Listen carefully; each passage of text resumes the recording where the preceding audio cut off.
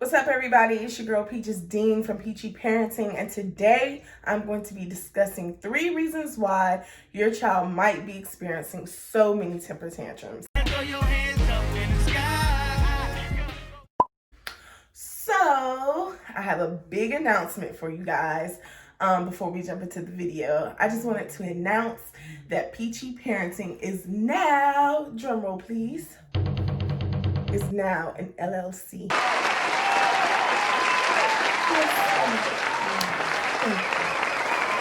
Thank you for all of the applause. Thank you for all the congratulations. I sent out an email to my subscribers. They were the first to know. So if you want to be the first to know anything that's going on with me and now my company, don't forget to visit peachesdean.com, scroll to the bottom of the page, and subscribe to my newsletter that I send out at least 3 newsletters once a month. Every month. I send out 3 newsletters every month to keep you up to date with what's going on with my company, services that I'll be providing, and everything that's awesome and peachy. So yeah, I am officially a LLC, and I'm so excited about that. So in January, I'll be rolling out a bunch of new content. There will be courses and more services. You'll be able to do workshops, webinars, the whole shebang. There will be new products that will be released throughout the year. So I'm excited to share this with you guys. I'm excited to really feel like I'm a part of the community again. I know I'm a member of my community always, but I'm so used to being a servant. And life of having a baby and getting adjusted to motherhood has kind of made me take a break from that. So I'm excited to be just doing what I love to do again. So with all of that being said, let's jump into why you are really here. Temper tantrums. So let's first, as always, definitions. I love definitions because it gives you a real clue into what it is that we're talking about, because sometimes people hear a word and they give actions to it that don't really align with it. So a temper tantrum is an outburst of anger in reaction to a response that they did not want in the first place. So sometimes it can look different for all children, but a temper tantrum is truly an outburst of anger. It is not your child sitting in the back seat just crying quietly to themselves or crying semi-loudly. A temper tantrum is your child screaming at the top of their lungs, punching walls, punching you, kicking you, biting you, slapping you, falling on the ground, I'll knock all this fish over. That is a temper tantrum. So if you are experiencing temper tantrums from your little toddler or even your school-age child, this video is definitely for you. And you want to stay tuned to figure out some tips or the reasons why they're doing it so you know what to do. So one thing we know for sure about all temper tantrums are nobody wants to deal with them. I don't want to deal with my spouse's temper tantrum, my boyfriend's temper tantrum, my girlfriend's temper tantrum, my homegirl, my homeboy, my dog, especially not no coworker, and now my kid. Don't nobody want to deal with no temper tantrums. We ain't got time for that. That's your problem. That's a you problem. Unfortunately, in this situation, when it's your child, it is your problem. Why is it our problem? It is our problem because our child is our responsibility. It is our job to not just feed our child, clothe our child, and provide shelter. Those are the 3 basic things that the state mandates you to do for your child: is feed them, clothe them, shelter them. That's it. However, we love our kids beyond that. We work so hard for them, so we want to go a step beyond state mandates, and we want to really, really parent our child. That is what we're here for. Anybody, foster homes, orphanages can provide food, clothing, and shelter. But our children are our children because we love them. We kept them because we love them and we wanted to pour into them. So here comes time to parent them. This is the not so easy part, the not so fun part. This isn't the cute Instagram picture part. This is not the cute Facebook picture part. This is the nitty gritty of parenting, and it is such a delicate phase in parenting, because it can really make or break your relationship with your child. How you handle this period of time, this little window of time, it seems like it's dragging out long time. That year 1 to 2 seems like 5 years, year 2 to 3 seems like 6 years. But I promise you, if you can hunker down and get into this understanding from years 1 to 3, it'll be a breeze after that.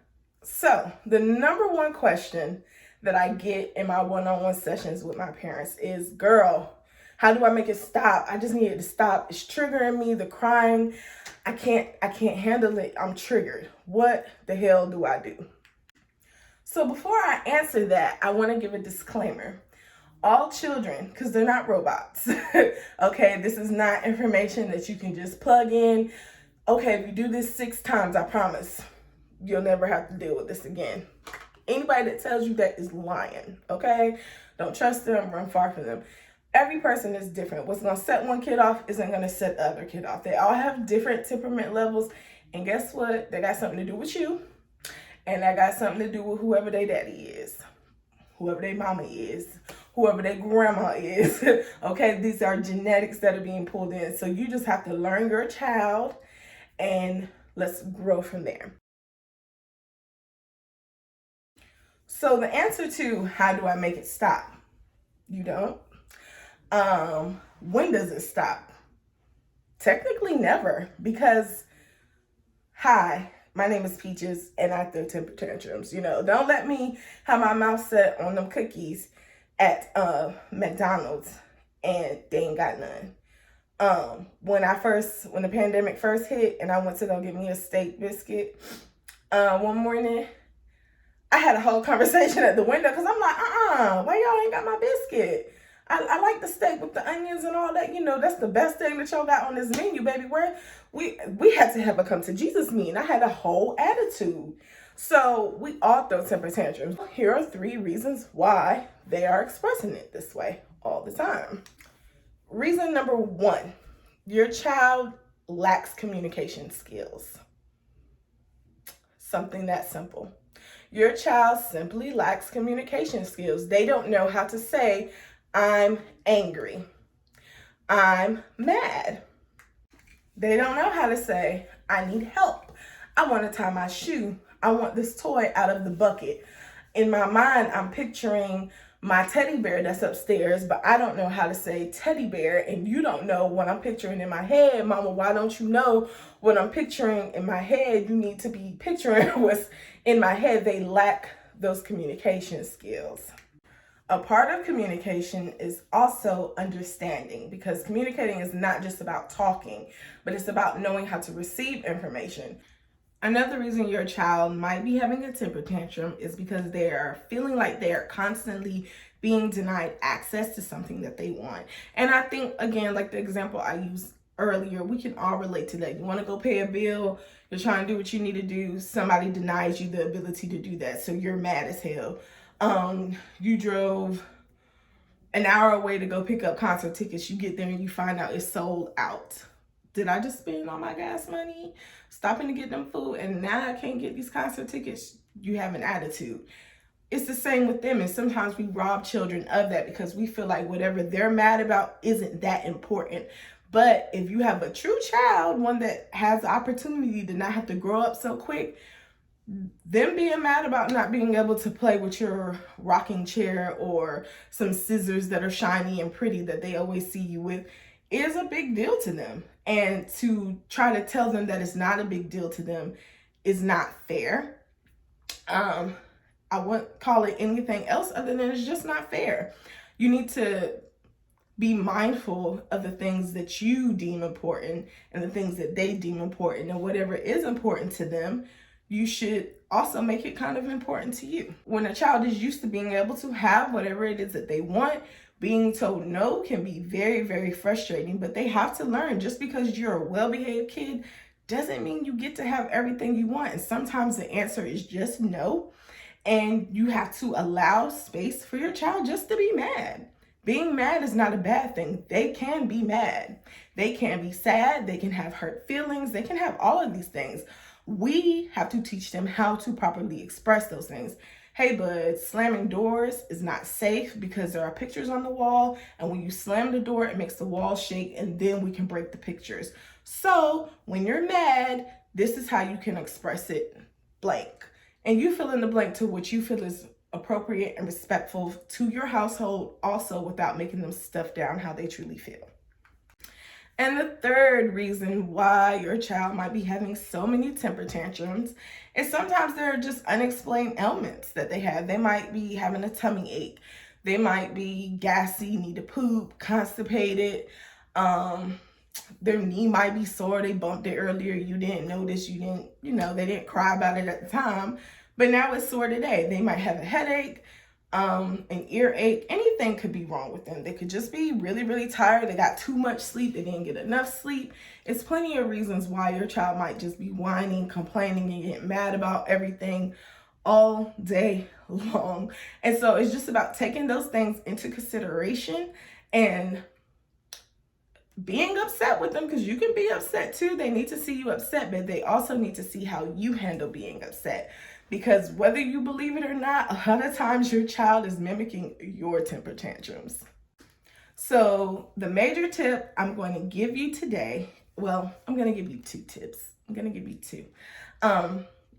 You want to build that communication, build their vocabulary, and you want to offer them choices, because choices is one of the reasons why our grown adults don't know how to make decisions for themselves very well. And it also helps whenever they're being denied access from something. So ways that you can help also to build your child's vocabulary is to make sure you are explaining things in real time. So when they're falling down, they scrape their knee and they are crying, you say, oh, you got hurt. Your knee is hurt. That teaches them later when you're trying to stop them from doing something, like, no, if you do this, it will hurt. And they're familiar with that word because they've heard you explain it before. They're reminiscent of the pain they felt when they heard that word because you paired them together. And so it will kind of help them to begin to process cause and effect.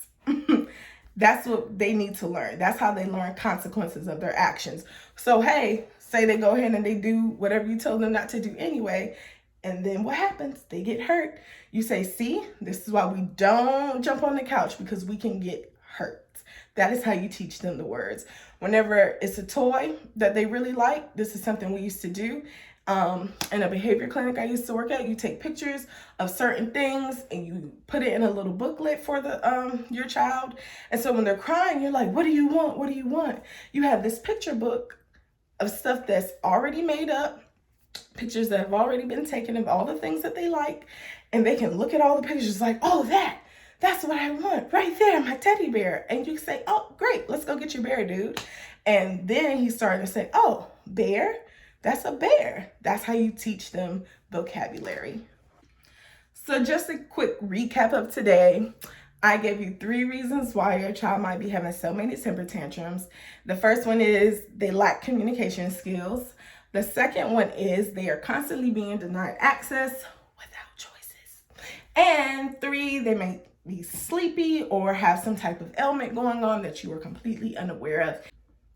And the biggest tips I can give you to combat these temper tantrums are to offer choices and to build your child's vocabulary and be creative about how you introduce new words to them. So if you found this video very, very insightful and helpful for you today, you are going to love what I have coming up. So please don't forget to go to my website, subscribe to my newsletter, so you will be one of the first to know when registration is open for my Trumping Temper Tantrum class. In this Trumping Temper Tantrum class, we will be discussing more scenarios with trumping temper tantrums. I'll be giving you real strategies on how to combat them and how to get your families on board, how to handle them in public, just the whole shebang. And I will be answering your questions in real time to give you insight on how to help your children out.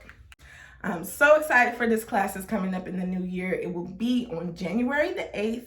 That is a Friday, but since you are a person that's paid for the class, you will have access to it. So even if you can't jump on that night, you most definitely will be able to catch a replay, and you will have that class forever to access whenever. So when you're like, what did P just say? You can just go log right on in and figure it out what it is. And if you still need help, you know, you can always book a one-on-one session with me. Just go to my website, go to contact, book online, and just book you a session, honey. Book you a session. I'm here to help. Okay, so don't forget to like this video. Don't forget to subscribe to this channel. And please, please, please share with your friends, your grandmas, your aunties, your uncles, cousin, babysitter, whomever. Share this video, guys. Thank you so much for watching and being my loyal watchers. I love you guys. See you next time. Welcome to the good life.